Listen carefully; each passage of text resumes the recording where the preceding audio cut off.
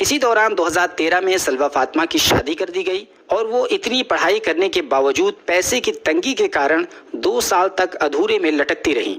तभी 2015 में कुछ ऐसा करिश्मा हुआ कि उस टूटते सपने को एक पंख मिल गया। अस्सलामुअलैकुम, मैं गुलिस्ता मोहम्मदी हसीन जन्नत चैनल में आपको खुशामदीद कहती हूँ। Salwa Fatima first Muslim commercial pilot girl in India. जी हाँ, आपने सही सुना, सलवा फातिमा जो कि पायलट बनी, हिजाब गर्ल। आज उन्हीं के बारे में हम रिएक्शन करने वाले हैं, जो आज मिसाल बनी हुई है लड़कियों के लिए। इरादे जब नेक हो तो क्या कुछ नहीं कर सकता इंसान, हौसले बुलंद हो तो मंजिल मिल ही जाए। सईदा फातिमा ने क्या नहीं किया। गरीबी की वजह से उनके पास हाई स्कूल में फीस जमा करने के लिए पैसे भी नहीं थे, लेकिन उनके अंदर हौसला था, मंजिल पाने की उम्मीद थी, यकीन था और पर्दे से कामयाबी हासिल कर सकती है लेडी। तो आज हम जानते हैं सईदा फातिमा के बारे में कि उन्होंने कैसे मंजिल को पाया, कितनी दिक्कतों का सामना सलवा फातिमा को करना पड़ा।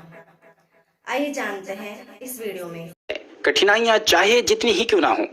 जी हाँ, ये कहानी हिजाब पहनकर जहाज उड़ाने वाली भारत की पहली मुस्लिम पायलट लड़की सलवा फातिमा की है। जमीन से उड़ते जहाज को देखने वाली लड़की अब जहाज में बैठकर आसमान से जमीन की तरफ देखती है।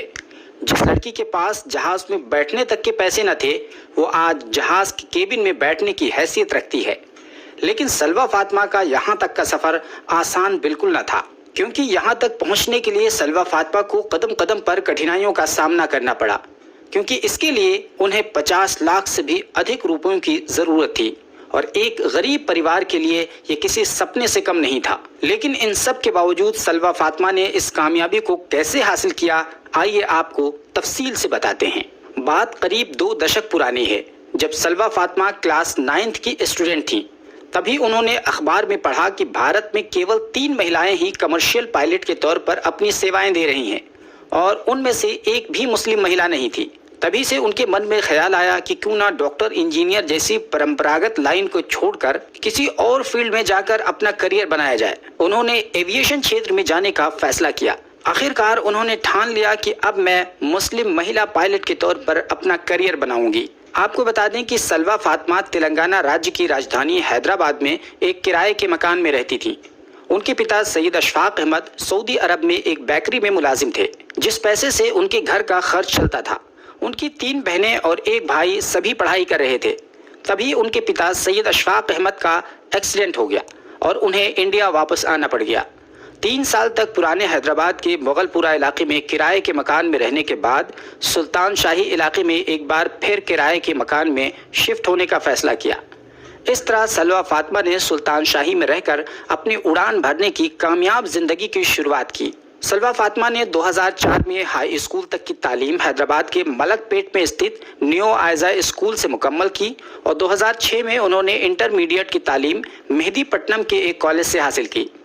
सलवा फातिमा की माली हालत अच्छी नहीं थी कि वो पायलट बनने जैसा ख्वाब पूरा कर सकें, लेकिन सियासत डेली न्यूज़ संस्थान की मदद से मार्च 2013 में उन्होंने CPL यानी कमर्शियल पायलट लाइसेंस हासिल कर लिया। इस दौरान सियासत डेली न्यूज़ ने लगभग 18 लाख रुपए की भारी भरकम रकम सलवा फातिमा की तालीम पर खर्च किया। सलवा फातिमा ने कमर्शियल पायलट लाइसेंस तो ले ली, लेकिन अभी मंजिल बहुत दूर थी, क्योंकि उन्हें मल्टी इंजन एयरलाइंस में काम करने के लिए लगभग 35 लाख रुपयों की जरूरत थी, जो सलवा फातिमा जैसी मध्यम वर्गीय परिवार के लिए बिल्कुल भी मुमकिन नहीं था। इसी दौरान 2013 में सलवा फातिमा की शादी कर दी गई और वो इतनी पढ़ाई करने के बावजूद पैसे की तंगी के कारण 2 साल तक अधूरे में लटकती रहीं। तभी 2015 में कुछ ऐसा करिश्मा हुआ कि उस टूटते सपने को एक पंख मिल गया।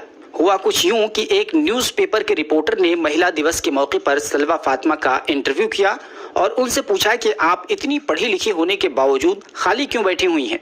उसके जवाब में सलवा फातिमा ने बताया कि वो मध्यम वर्गीय परिवार से हैं और आगे की पढ़ाई के लिए 35 लाख रुपयों की पहाड़ जैसी पूंजी की जरूरत है, जो हमारे लिए बिल्कुल भी मुमकिन नहीं है।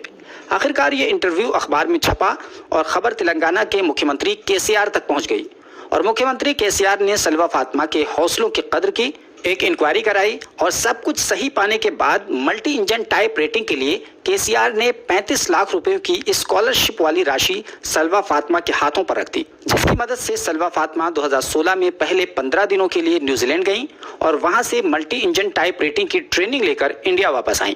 उसके बाद एक दूसरी ट्रेनिंग के लिए वो बहरीन गई और बहरीन से वापस आने के बाद 9 माह तक दिल्ली में रहकर एयरलाइंस के एग्जाम की प्रक्रिया पूरी की।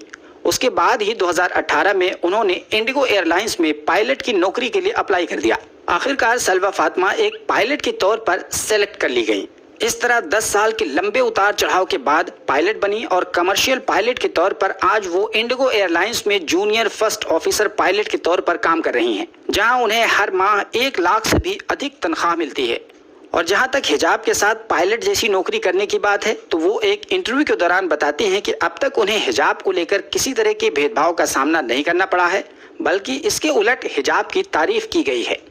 फिलहाल सलवा फातिमा 34 साल की हैं और उनकी एक बेटी भी है और वो खुशी खुशी अपने शौहर के साथ ससुराल में रहकर रोजाना आसमान की सैर करती हैं। तो ये थी सलवा फातिमा के सपनों की उड़ान की कहानी। जिसने कोशिश की उसने पा लिया।